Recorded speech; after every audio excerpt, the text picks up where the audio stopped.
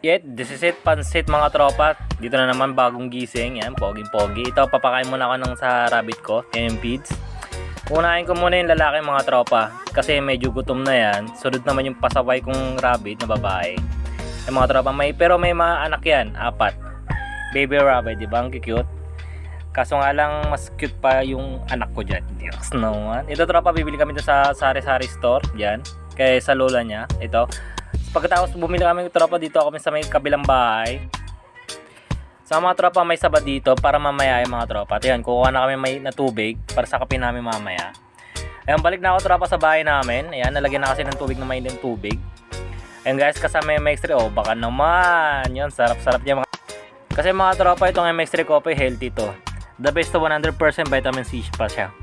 Masarap siya, sakto lang yung tapang, sakto lang yung tamis, basta sakto lahat.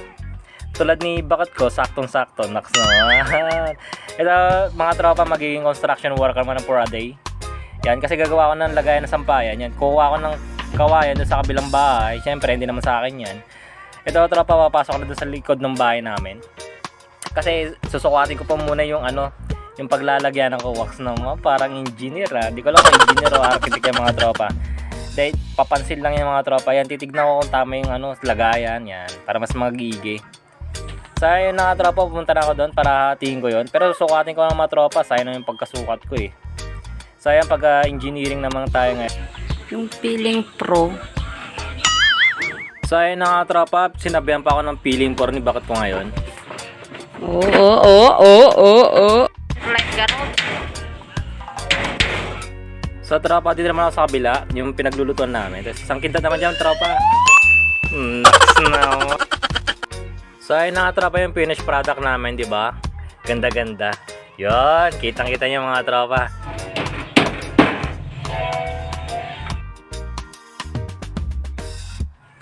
So ayun tropa, pagkatapos ng project namin, naligo na ako. Ayan, sumilip naman si bakat ko, nagulat siya dyan mga tropa.